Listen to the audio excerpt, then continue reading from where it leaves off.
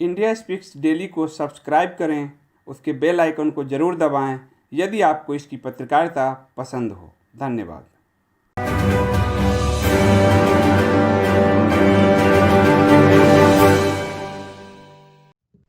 And today we are going to discuss with Sandeep Devji, and he's a writer. और ये this interview is going to be in Hindi.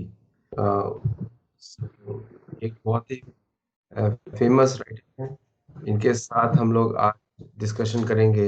हमारे इनका सत्ताजी पे channel पे इनके क्या हैं writers different see is written. हम लोग will start off now Sandeep ji. I will edit the video later on, है ना। तो संदीप जी, आपके जो आपने इतनी बुक किताबें लिखी हैं और उसमें मैं देख रहा था कम्युनिस्ट वाली जो आपने किताब लिखी है वो तो बहुत फेमस हुई है।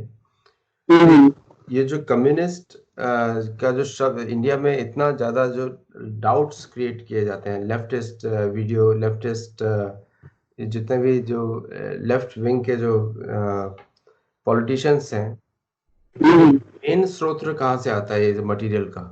इनका थॉट प्रोसेस कहाँ से आता है? असल में यदि हम इनकी हिस्ट्री को देखेंगे तो इनके सारे थॉट प्रोसेस तो उस समय सोवियत संघ से ही आता था।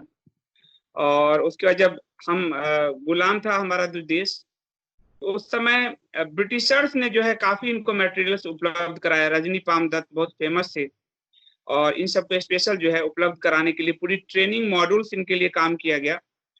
रसिया में बुला के इनको ट्रेनिंग दिया गया इसको लेकर। और बाद में ये आजादी के बाद भी चलता रहा नेहरू एरा तक। आपको अगर मेरी किताब में मैंने नेहरू मंत्रिमंडल के कई मंत्रियों के नाम दिए हैं जो कम्युनिस्ट थे, लेकिन जब नेहरू जी के बाद इंदिरा जी उनकी बेटी आई सत्ता में, तो उनके पास बहुमत नहीं था। और जब भारत में बहुमत नहीं था तो उस समय सीपीआई जो थी उसने सपोर्ट करने के लिए कुछ चीजें मांगी उनसे। वो मांगा उन्होंने कि एजुकेशन सिस्टम पे उनका कब्जा होगा, जितने एकेडमिया हैं उन पे उनका कब्जा होगा, मीडिया पे उनका कब्जा होगा, और उन्होंने उसको सरेंडर कर दिया। तो कांग्रेस के शासन काल में सारी एकेडमिया एक तरह से आउटसोर्स कर दिया गया कम्युनिस्टों को।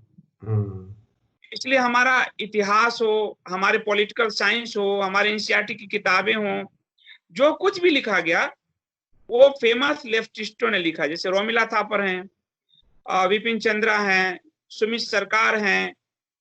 और एक और बात हुई कि जब भारत का विभाजन हुआ, मतलब पाकिस्तान और भारत बना, तो जो इस्लामिस्ट थे जो भारत विभाजन की मांग कर रहे थे, बाय द वे वो यहीं रह गए, और जो मांग नहीं कर रहे थे उनको पाकिस्तान मिल गया।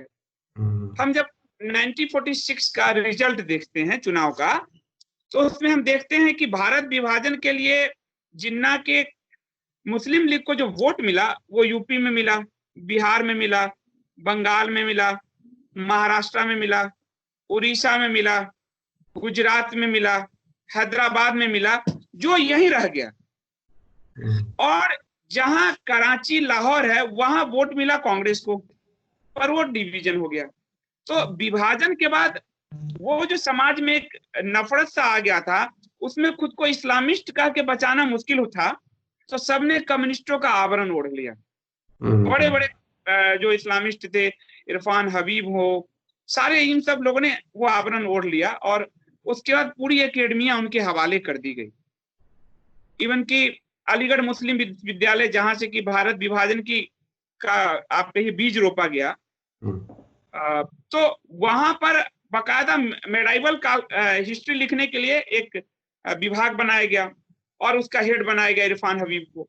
और उन्होंने इतिहास के नाम पे जो माइथोलॉजी जो आपने कॉन्सेप्ट दिया अभी, सत्योलॉजी और माइथोलॉजी का, तो वो इरफान हबीब साहब ने, और वो अयोध्या केस में ये बात खुल गया, इलाहाबाद हाई कोर्ट में वो बयान भी है सारा, कि इन लोगों को पुरातत्व का कोई नॉलेज नहीं है पर सब इतिहासकार बन गए।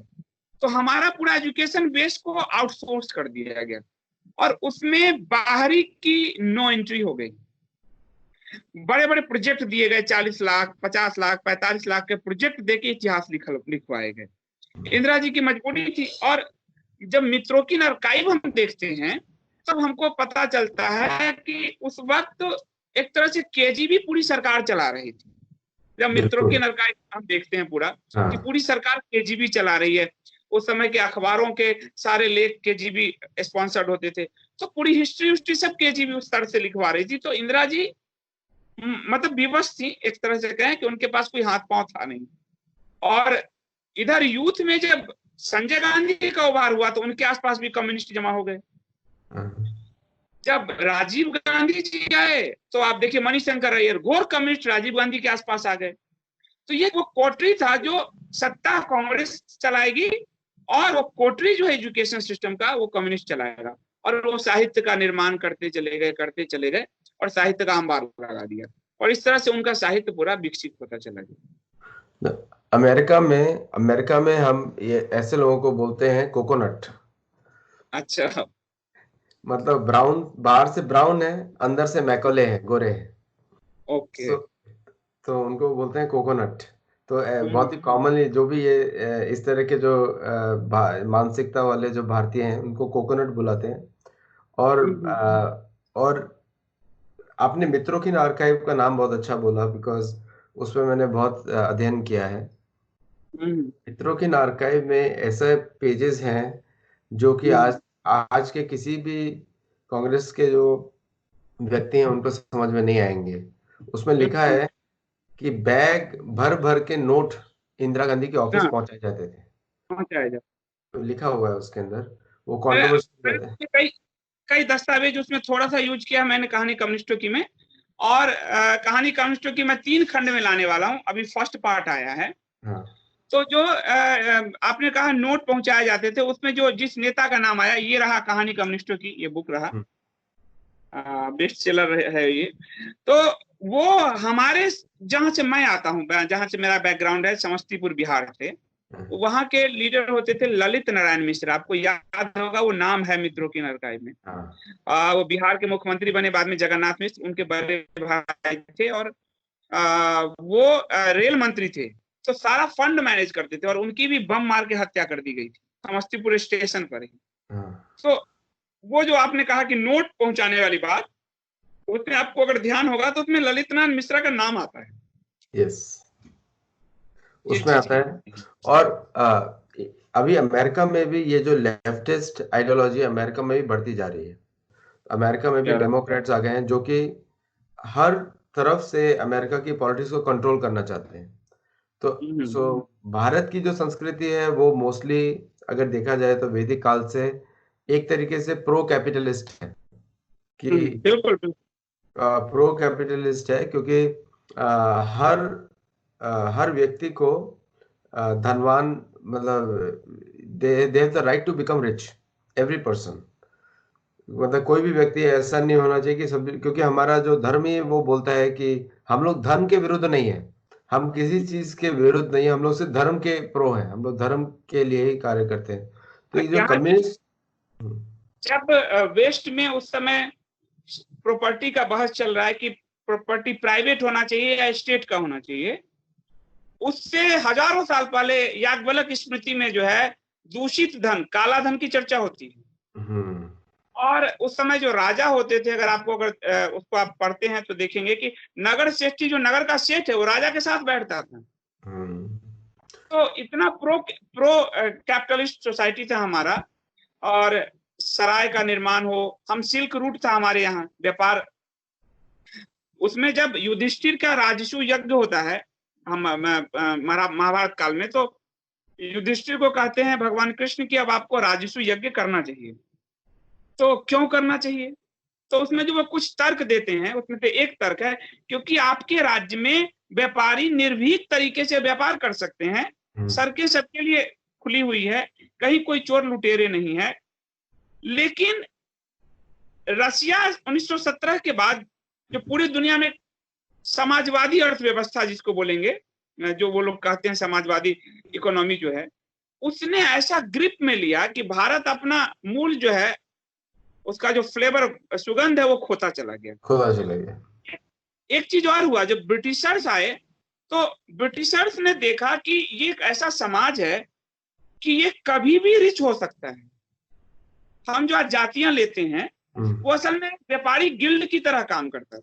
करेक्ट। नाई है तो उसका एक व्यापार गिल्ड है अपना, हाँ, धोबियों का अलग है, बढ़इयों का अलग है, लोहारों का अलग है, मलाहों का अलग है। कोई किसी का बच्चा क्लर्क बनने के लिए अपने 35 साल खराब नहीं करता था, वो बचपन से ट्रेनिंग में आ जाता था। तो ब्रिटिशर्स ने देखा कि ये बड़ी दिक्कत है कि इस चीज को जब तक हम खत्म नहीं करते, इनके अंदर धन पैदा करने की क्षमता भारतीयों में है, तभी ये कर्णकाल कहे जाते रहे। और सारे विदेशी, वो चाहे कोलंबस हो, वो चाहे वास्को डिगामा हो, या उससे पहले गजनी गौरी हो, सब यहाँ लूटने, सोना लूटने आते थे, संपत्ति लूटने आते थे। यानी उस धन का वैभव वहां के कानों तक जो है, वहां के राजा के कानों तक, वहां के व्यापारियों के कानों तक पहुंचा हुआ था। तो वो क्षमता कैसे खत्म करे, इसलिए उसको इतना जातिवाद किया कि आज आप देखिए, आपके नाई का काम किसी और कम्युनिटी ने अपना लिया, और हमारे नाई के बच्चे 10,000 15,000 फैक्ट्री में नौकरी के लिए मर रहे हैं। बढ़ई का, हमारे गांव में बढ़ई का काम ठप हो गया, उनके बच्चे यहाँ 10-15 हजार के लिए मर रहे हैं। और अगर हम यहाँ काम ढूंढे तो कोई और कम्युनिटी का बढ़ई मिलेगा, हमको अपना नहीं मिलेगा। तो बहुत तरीके से आपको एक क्लर्क समाज की तरफ ढकेला ब्रिटिशर्स ने। और आजादी के बाद एकदम वही नेहरूवियन जो फिलॉसफी है कि समाजवादी अर्थव्यवस्था ओढ़ लिया गया।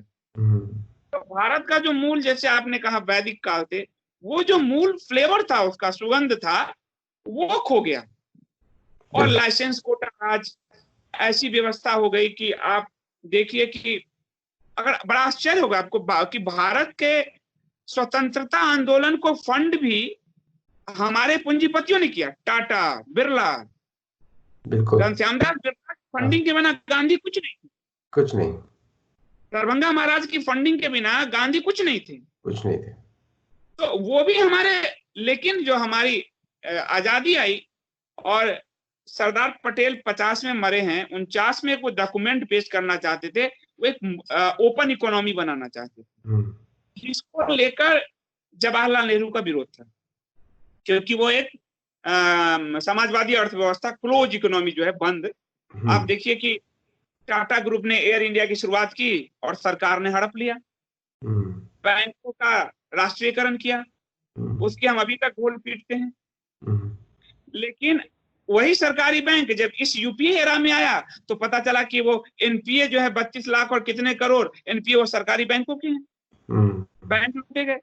तो उस पूरे जो लाइसेंस कोटा राज की व्यवस्था, पूरा जो मुझे याद है कि हम लोग, एक ट्रांजिस्टर आता था, वो भी जापान का ट्रांजिस्टर नेपाल होते हुए स्मगलिंग से आता था। करेक्ट, स्मगलिंग से आता था।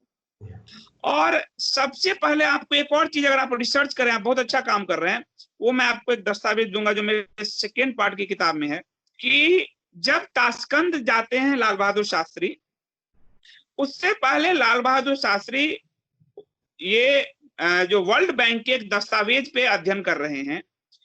उस समय भारत में भुखमरी है, खाने का, अनाज का भंडार कम है। तो एक दस्तावेज है जो कह रहा है कि हम भारत की इकोनॉमी को अगर खोल देते हैं, ओपन इकोनॉमी करते हैं, तो भारत इन संकटों से निकल जाएगा। और लाल बहादुर शास्त्री आश्वासन देते हैं कि ताशकंद समझौता के बाद वो इकोनॉमी खोलने का प्रयास आगे किया जाएगा। और आश्चर्य है कि वो ताशकंद से नहीं आ पाती। इस इकोनॉमी मॉडल पे लाल बहादुर शास्त्री की हत्या पे किसी ने अभी तक विचार नहीं किया। बिल्कुल। तो वो इकोनॉमी खोलना चाहते थे, और जब इंदिरा जी आती हैं तो बिल्कुल ही केजीबी की बंद इकोनॉमी में पूरा चलता है। बैंकों का राष्ट्रीयकरण हो, एयर इंडिया का अधिग्रहण हो, सब चीज का अधिग्रहण हो, कब्जा जो है। और फिर 91 में फिर नरसिम्हा राव खोल पाते हैं उसको। तो वो भारत को गरीब बनाने का एक बड़ा सिस्टमैटिक तरीके से मुझे लगा प्रयास हुआ। और आप जो आप कह रहे थे कि संपत्ति पैदा करने, तो हम लोगों के खून में था। हमें बता दिया गया कि आप गरीब हो जी, संपत्ति पाप है जी। जो कैथोलिज्म की अवधारणा है उस समाज को दे दिया गया जो समाज लक्ष्मी की पूजा करता है। कैथोलिज्म के ऊपर एक जोक है। तो क्या? लोग बोलते हैं कि हमको इन्होंने बुक पकड़ा दिया और हमारे जमीन और दिन छीन लिया, तो मतलब किताब देते हैं और जमीन वगैरह छीन लेते हैं। आपका जो पॉइंट था, मैंने मेरी दूसरी किताब में है, मैंने 4 किताबें लिखी हैं, इसे making of A statesman okay. एक किताब है। तो वो नारद मुनि और युधिष्ठिर का संवाद है। और नारद मुनि और युधिष्ठिर युधिष्ठिर सो राजसूय यज्ञ से पहले नारद मुनि युधिष्ठिर से मिलने जाते हैं कि पांडु महाराज जो है अभी स्वर्ग में इस थोड़ा नीचे पोजीशन पे है, इंद्र सभा में नहीं है, यम सभा में बैठे हुए हैं। तो उनको नारद मुनि बोलते हैं कि अगर आप राजसूय यज्ञ करेंगे तो उनका आपके पांडु महाराज का थोड़ा ऊपर प्रमोशन होगा उधर स्वर्ग लोक में। तो इसलिए उन्होंने राजसूय यज्ञ की प्रेरणा दिया नारद मुनि ने उनको। इसलिए इंटरेस्टिंग है, आपने राजसूय यज्ञ कोट किया, इसलिए मैंने आपको एक बुक दिखाया। ये बुक इसी पर है, कन्वर्सेशन। इसके अंदर 113 इंस्ट्रक्शन देते हैं नारद मुनि युधिष्ठिर महाराज को। और उसमें से इंस्ट्रक्शंस कुछ ऐसे हैं कि इकोनॉमी में, अर्थशास्त्र में युधिष्ठिर सभी पांडवों में सबसे निपुण थे अर्थशास्त्र में। और उसमें से एक इंस्ट्रक्शन उनका ऐसा है कि जो टैक्सेस होते हैं वो बहुत ही कम होने चाहिए प्रजा के ऊपर, जिससे कि कोई भी प्रजा में किसी को प्रॉब्लम ना हो। और आपने जो एक बहुत अच्छा पॉइंट बोला कम्युनिस्ट के ऊपर, मैं अमेरिका में रहता हूँ, तो इसलिए मुझे अमेरिकन सिस्टम अच्छा लगता है, क्योंकि यहाँ पे आप बिजनेस बहुत जल्दी चालू कर सकते हैं और धन अगर बिजनेस चलाने के लिए इजीली मिल जाता है। अभी एक अमेरिका में हम लोग सोशलिस्ट कंट्रीज के अगेंस्ट काम करते हैं, सभी socialist countries, because we don't want कोई भी एक भी सोशलिस्ट कंट्री रिच नहीं है।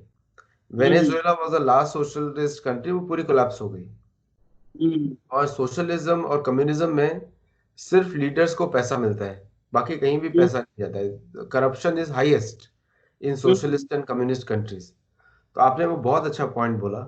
तो उसी पे मेरा एक क्वेश्चन ये है, ये जो वामपंथी जो लोग हैं, सबसे ज्यादा वायलेंस ये लोग ही क्रिएट करते हैं, अमेरिका में भी कर रहे हैं। यहाँ पे एंटीफा बोलते हैं, एंटीफा करके एक आंदोलन चलता है इधर वेस्ट कोस्ट में, वो भी वामपंथियों का ही है। तो इनका एक क्वालिटी ये होता है कि ये सबको अपने से नीचा समझते हैं। ये आइडियोलॉजिकल सुपीरियोरिटी बहुत ज्यादा है, जबकि इन रियलिटी आइडियोलॉजिकल सुपीरियोरिटी इनका है ही नहीं। It's a system based on exploitation, किस तरह दूसरों को चूसे, उनको कमजोर बनाए। And if you don't agree with them there is a violence. सबसे ज्यादा वायलेंस इनके थ्रू होता है। और आजकल इस्लामिक विचारधारा इनसे जुड़ गई है। अमेरिका की बात, अमेरिका में लेफ्ट और communist and Islamic they are working together. उनमें कुछ कॉमन नहीं है, because they all want just power चाहिए, and then they will implement their own things. So जो आपने मुझे ये सब बताया किस तरह इन्होंने यूनिवर्सिटी को कैप्चर किया, हिस्ट्री बताई आपने, तो अभी जो है जो इनका जो कंट्रोल है मीडिया के ऊपर, ये जो मीडिया के ऊपर जो कंट्रोल है, इसको किस तरह कम किया जा सकता है? तो अमेरिका में एक तो मैंने किया कि सत्योलॉजी बनाया, वो तो सिर्फ शास्त्र के लिए बनाया कि हमारे शास्त्र सत्योलॉजी है और बाकी सब मिथोलॉजी है। तो ऐसा इंडिया में ऐसा कुछ क्रिएटिव करें तो फिर उससे क्या बेनिफिट हो सकता है लोगों को? देखिए, मैंने ना एक टर्म विकसित किया है अपने पुराने जमाने से। एक पुराने जमाने में बौद्ध जब भ्रष्ट हो गए, उनका अपने मूल धर्म से वो विचलित होने लगे, तो पंच मकार की अवधारणा आई। पंचमकार, और उसको आदि गुरु शंकराचार्य की जयंती भी है। तो आदि गुरु शंकराचार्य ने उसको ध्वस्त किया। मैंने वहां से मकार को मक्कार कर दिया है, पंच मक्कार जो चूंकि आपने, और उन पंच मक्कारों में जो मैंने लिया है वो फर्स्ट है ये जो मसीहवादी हैं, जो धर्मांतरण के सारे धंधे में लगे हुए हैं। आज आप पालघर में आप 2 साधुओं की हत्या आपने देखा, और इस पर मैं आपको कहूंगा कि अरुण शौरी की एक बड़ी अच्छी किताब है, भारत में ईसाई धर्म प्रचार करके, कि किस तरह से मैक्स मुलर ने कहा हिंदू एक पूरा खेती है, कैसे जो है लहलाती हुई। दूसरा है मोहम्मदवाद, जो इस्लाम है। इस वाद मतलब होता है कि आप अपनी विचारधारा किसी पे थोप रहे हो, इज्म जो है। तो इसीलिए मैंने वाद जो मोहम्मदवाद। तीसरा है मार्क्सवाद, जो लेफ्टिज्म है। चौथा, इस लेफ्टिज्म का जो हिंसात्मक रूप है वो माओवाद। खून का जो है अपने देश में माओ ने 25 लाख लोगों को कृत्रिम अकाल पैदा करके मार दिया, कृत्रिम अकाल पैदा करके। और पांचवा जो है मैकालेवाद है, जो आज का एलिटिज्म है, एलिट वर्ग जो है, जो सोशेबाजी में ज्यादा इन्वॉल्व होता है, जिसको समाजशास्त्री पेरेटो ने जो कहा है, एलिट सर्कुलेशन की जो थ्योरी दी है उसने, ये जो एलिट वर्ग है जो 2% है, लेकिन वो समझता है कि सारी दुनिया उसी से गाइड हो रही है। ये पांचों को मिला के मैंने, और ये मैंने कॉन्सेप्ट जो है, और उसमें ये सब समाहित हो जाते हैं। तो हमारी जो मीडिया है, हमारा जो पूरी एकेडमिया है, उस सब में ये पांचों घुसे हुए हैं।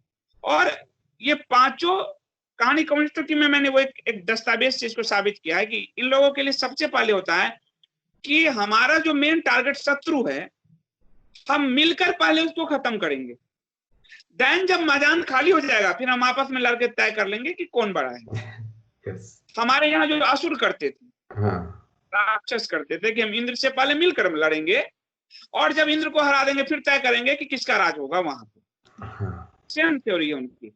अब ये लोग जो है सारे, इसलिए इनका जो सबसे बड़ा खतरा है, दो खतरे हैं इनको दुनिया में जो लगता है। एक, हिंदू कम्युनिटी, क्योंकि हिंदू कम्युनिटी का मतलब क्या है कि प्रकृति से लेकर पत्थर तक वो जो जिस मानवता की बात करता है, इसके जो सेकेंड थॉट पे ये लोग खड़े हैं, इनका पूरा हिंसा उससे उजागर होता है। बहुत ही इसको अगर हम सूक्ष्म तरीके से देखें तो हिंदुत्व इनके अंदर कुंठा की भाव पैदा करता है। लेकिन एग्रेशन के जरिए वो अपने जो है एग्रेशन के जरिए वो इनके अंदर कुंठा भर देते हैं। ये धन पैदा कर सकता है तो उसको कह दे तुम धन पाप है। इसके यहाँ काम को एक देवता माना गया तो वो कैथोलिज्म जो है काम को सप्रेस पे जोड़ देगा, इस्लाम सप्रेस पे जोड़ देगा। इसके यहाँ धर्म को कर्तव्य से जोड़ा जाता है तो ये कहते तुम्हारा धर्म तो बेकार है, धर्म ये अपना लो। तो हिंदू में जो चीजें हैं वो असल में वास्तव में देखा जाए, जो आपने कहा, वो उनके अंदर कुंठा का भाव पैदा करता है। करेक्ट। लेकिन वो इतने चालाक हैं कि शास्त्रार्थ की परंपरा हिंदू चूंकि खो गया, इसलिए वो अपनी बातें थोप देते हैं एकेडमी और मीडिया के जरिए। ये दो भोपू हैं इनके पूरी दुनिया में। आज एक सर्वे भी आया, शायद प्यू रिसर्च है, कि अमेरिका के जो सोशियोलॉजी डिपार्टमेंट है, पूरे जितने कॉलेज यूनिवर्सिटी हैं, सब में कहीं ना कहीं बहाविज्म फंड लगा हुआ है। सब सऊदी के और सब लेफ्ट के रास्ते हैं। सब हार्वर्ड तो लेफ्ट का। थोड़ा समझिए कि इस्लाम को हिंसा करना है तो लेफ्ट उसका मुखौटा होके वो उसको प्रगतिशीलता और शांति के मजहब के रूप में उसको पोर्ट्रेट करेगा। तो उसके लिए जो दुनिया भर में जो सबसे बड़ा खतरा है बुद्धिज्म था, उसको इन्होंने खत्म कर दिया। कुछ देश में बचा हुआ है बुद्धिज्म, जैसे जापान में, ये जापान इनको घुसने नहीं देता, दक्षिण कोरिया में है, यहाँ वहां के कंट्रियों में है। और ये एक बड़ी संख्या है कि ये लोग खुद कैसे रह लेते हैं, अगर वस्त्र भी नहीं है तब भी। उनके यहाँ थ्योरी है कि अगर हमने पाप किया तो कोड़े मारते हैं खुद को। और यहाँ है कि पाप किया तो गंगा जल लेके एक स्नान किया, खत्म हो गया। वो ये चीज पचा नहीं पाते, तो अपना सुपरमेसी वर्चस्व जो है थोप के हिंदुओं को, और इसीलिए वो लगातार कोशिश करते हैं कि ये अपने आप को ना पहचान पाए। जैसे कि हनुमान जी अपनी सोई हुई शक्ति को नहीं जानते थे और जामवंत जी ने जानवा दिया। तो आपने कहा कि मीडिया और इससे हटाएं कैसे। हमें जो नेशनलिस्ट अप्रोच है, जो हिंदू अप्रोच है, उसके अंदर की उस हनुमान शक्ति को जगाना है, यानी उनको जागृत करना है। जागरूक, जिसको पुनर्जागरण कह दें, पुनरुत्थान कह दें, रेनेसां युग कह दें, हमें उसको जागृत करना है। और ये हमें पास उदाहरण मिलते हैं कि जब भारत में इससे भी खराब काल था, और इसलिए मैं कह रहा हूं कि आदि शंकर का जयंती है, उन्होंने शास्त्रार्थ के जरिए दिग्विजय यज्ञ शुरू किया, सबको हराते हुए सनातन को सारे मतों का मतांतर खत्म करके एक किया, वो जागृति लाए। विवेकानंद ने भी वही काम किया। अब वो काल है नहीं कि हम पैदल चलेंगे। आज हमारा आपका, आप अमेरिका में बैठे हैं, मैं दिल्ली में बैठा हूं, पर हम कितना अच्छा डिस्कोर्स कर रहे हैं। तो ये जो प्लेटफॉर्म है, ये असल में वास्तव में लोकतांत्रिक प्लेटफॉर्म है। पहले का प्लेटफॉर्म वास्तव में समाजवादी प्लेटफॉर्म था। एनडीटीवी तो उसी को जगह देगा जो उसकी थ्योरी से एग्री करेगा। हिंदू उसी के लेटर को छापेगा जो उसके थ्योरी को एग्री करेगा। करेक्ट। या न्यूयॉर्क टाइम्स या वॉशिंगटन पोस्ट। लेकिन आज हमको और आपको संवाद करने के लिए किसी भी न्यूयॉर्क टाइम्स और हिंदू की जरूरत नहीं है। हम आपस में संवाद कर रहे हैं। तो इस प्लेटफॉर्म का सबसे बेहतरीन उपयोग करके, और वो जो रेनासा, ये जो पुनर्जागरण है, अगर उसको हम ले आए तो झूठ लगता है कि मजबूत है। इसलिए 13 साल पांडवों को वनवास बड़ा मजबूत लगा, 13 साल कैसे करेंगे, पर अंत में झूठ ढह गया। शकुनी का झूठ ढह गया। तब तो लग रहा था उसका पासा ही जीत लाभ पैदा कर रहा है और पांडवों में निराशा आ गई थी, लेकिन वो झूठ ढह गया। वो झूठ, मैं इसको जन मीडिया कहता हूं, सोशल मीडिया को जनता की मीडिया है। एक मोबाइल जिसके हाथ में है वो एक ब्रॉडकास्टर है, वो पढ़ने राय को चैलेंज कर रहा है। मैंने एक आर्टिकल लिखा था कि हम neither left, we are not right. हम लोग ना लेफ्ट में है ना राइट में है, हम लोग धार्मिक है। तो हमको वही स्टेप लेना पड़ेगा जो धर्म के अनुसार है। तो एक धर्म का मतलब लॉजिक, रीजनिंग और तथ्य पे आधारित डिसीजन मेकिंग, ये धर्म होता है। तो जो भी तो अभी जो अधर्म और इस तरह के जो हिंसात्मक प्रकृति है लेफ्ट की है, तो इस तरह के जो लोग हैं उनको सिर्फ एक ही भाषा समझ में आती है। जैसे अमेरिका में भी इन लोगों को एक ही भाषा समझ में आती है, वो ये है कि जो कैपिटलिस्टिक सोसाइटी है उनको कहीं चांस ही नहीं देता।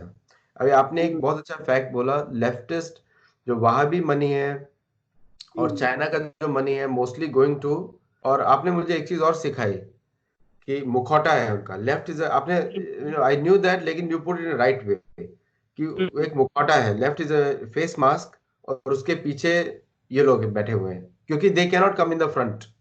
उनका ट्रैक रिकॉर्ड ऐसा है उनकी 57 इस्लामिक कंट्री में कि they can not come in the front. Women have no, औरतों को कोई राइट्स नहीं है। अपने लोगों को ज्यादा मारते हैं लोग अपने देशों में, उनका कोई राइट नहीं है। लेकिन इन्होंने जो यूनिवर्सिटीज में जो अपना बेस बनाया हुआ है वो सबसे डेंजरस है क्योंकि वहां से यंग लोग दे आर कमिंग आउट। तो अमेरिका में इसलिए हम लोगों ने सतोलॉजी चैप्टर्स चालू किए हैं हर यूनिवर्सिटी में। अभी धीरे धीरे हार्वर्ड में, स्टैनफोर्ड में, हर जगह हमारे सतोलॉजी सेशंस रहेंगे।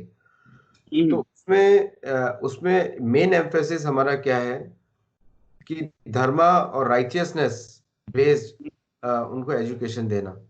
इंडिया में प्रॉब्लम क्या आ रहा है यूनिवर्सिटीज के साथ, तो अमेरिकन यूनिवर्सिटी लेफ्ट हो गई है, और जब वो टाई अप करते हैं इंडियन यूनिवर्सिटीज के साथ, then they enforce Indian university to follow them, नहीं तो डॉलर्स नहीं भेजेंगे।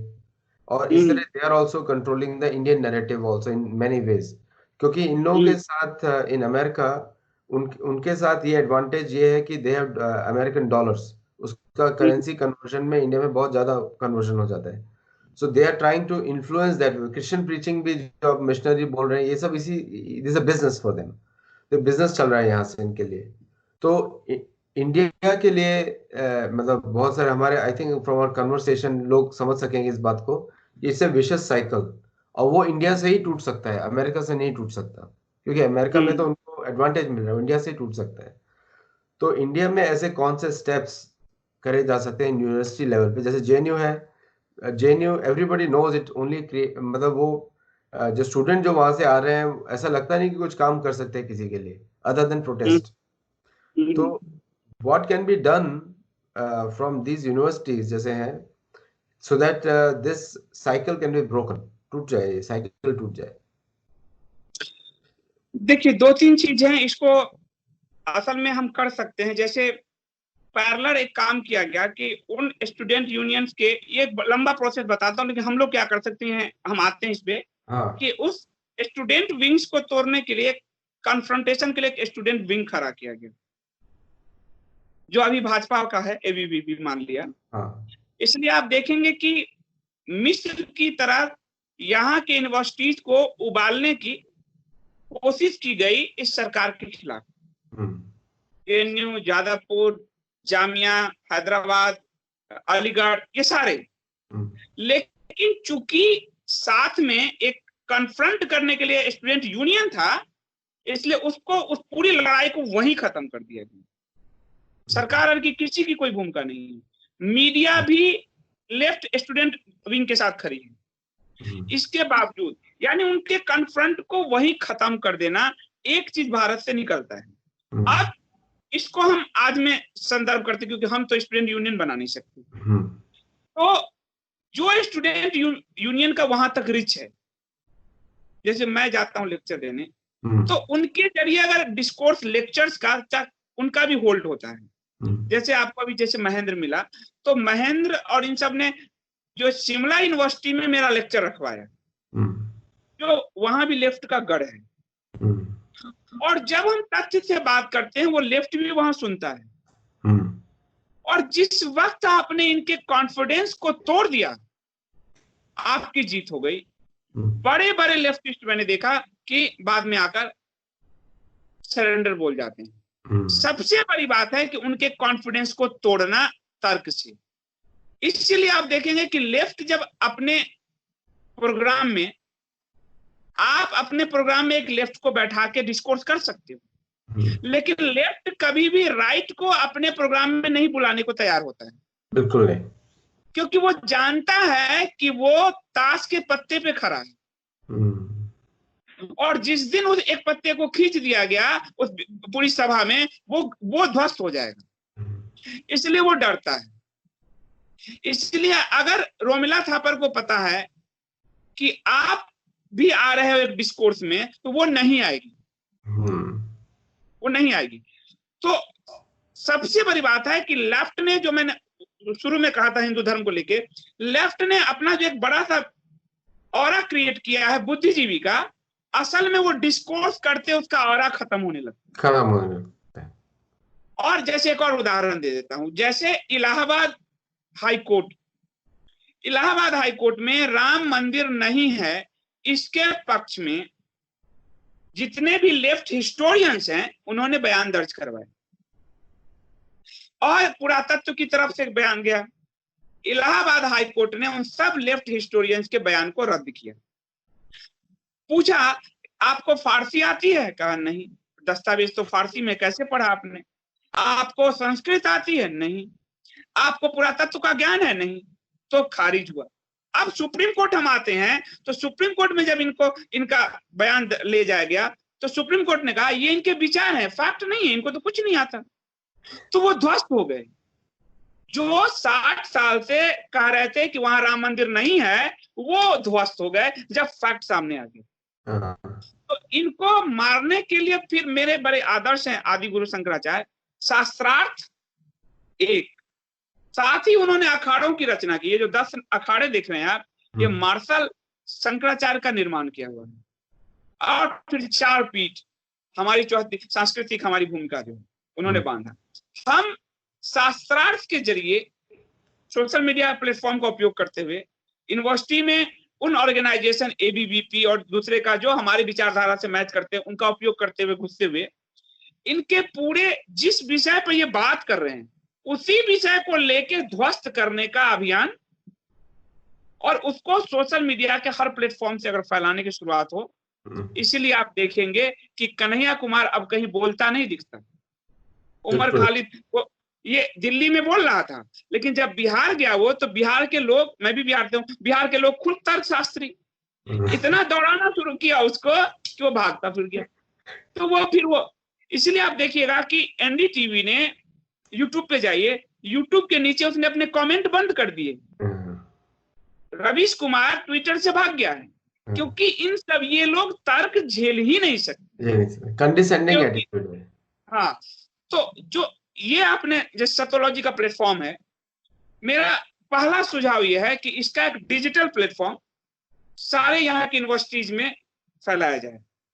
यूनिवर्सिटीज में उन ग्रुप को टारगेट किया जाए, जैसे एक एबीवीपी ले लीजिए, उसके थ्रू एक पूरा डिस्कोर्स का चला के उसको आगे बढ़ाया जाए, क्योंकि एकाएक स्ट्रक्चर खड़ा करने में बहुत सारे पैसा, संसाधन और हो भी नहीं पाता। तो अच्छा है कि बने बनाए स्ट्रक्चर का उपयोग किया जाए। लेफ्ट ने यही किया। आपका चैनल है, इसको यूज करिए। नहीं बिल्कुल बिल्कुल। मेरा भी आप YouTube पे आप सर्च करेंगे तो इंडिया स्पीक्स डेली नाम से चैनल है। मैंने देखे वीडियोस आपके। हाँ, तो वो तो मैं खैर न्यूज का आदमी, 18 साल से पत्रकार हूँ। तो उसमें तो हम इसका काम अगर करें तो वो बहुत बेहतरीन होगा। तो पहला कि यूनिवर्सिटी में हम डिजिटली घुसें थ्रू वहां के उसके पैरेलल जो ऑर्गेनाइजेशन है उसके थ्रू, और इसको हर प्लेटफॉर्म से, हर नेटवर्क से उसको बढ़ाएं हम जितना बढ़ा सके, ताकि जो सुनने वाला है उसको जब पता चले कि आज जैसे लीजिए कि आज भारत में ब्रिटिशर्स ने एक माइंडसेट तैयार कर दिया। अब BSNL, MTNL एक सफेद हाथी हो चुका, लेकिन सोशलिस्ट इकोनॉमी के कारण हम कहते हैं अरे सरकार तो इसका विनिवेश कर रही है, इसको बेच रही है, जबकि वो हमारे एक लायबिलिटीज है, सिर्फ शेयर हो, हम उसको सिर्फ सैलरी दे रहे हैं, वो कंपनी काम ही नहीं कर रही। काम ही नहीं कर रही। आप जिस दिन हम तर्क से ये समझाएंगे कि हमारे धर्म, अर्थ, काम, मोक्ष 4 पुरुषार्थ में अर्थ का क्या महत्व है, हम लक्ष्मी की पूजा क्यों करते हैं, हमारे लिए तो देवताओं के भी एक कुबेर जो है वो है कोषाध्यक्ष हैं, और हमारी पूरी परंपरा क्या रही, हमारा सिल्क रूट कैसा रहा। जब मुगल एरा में भी हम दुनिया में के GDP में 29% का योगदान तक देते थे, वो भी उतना नष्ट नहीं कर पाए जितना ब्रिटिशर ने किया। तो लोगों के ब्रेन खुलने शुरू होंगे, और वो खुल रहे हैं क्योंकि एक जमाना था, किसी से पूछिए कि आप क्या हो तो एक मुस्लिम कहेगा कि मैं मुस्लिम हूँ, आप क्या हो तो मैं एक ईसाई हूँ, हिंदू से कहो आप क्या हो तो मैं तो यार सब में विश्वास करता हूँ, वो हिंदू कहने से तो घबरा जाता था। पर आज इस प्लेटफॉर्म ने, सोशल मीडिया के जन मीडिया ने उसको ताकत दिया, उस ताकत का भरपूर उपयोग। और मैं अगर आज, मैं इसलिए नहीं कि हवा में बोल रहा हूँ, मेरी किताब अगर 1 लाख सेल हुई तो इसमें मार्केट की भूमिका उतनी नहीं है जितनी सोशल प्लेटफॉर्म की। करेक्ट, क्योंकि लोग पढ़ना चाहते हैं, सोशल मीडिया ने उसके अंदर प्यास जगा दिया। अब वो कहां से मिले, तो उसके लिए फिर किताब उपलब्ध हो गई, तो उसने उसको ज्ञान दे दिया।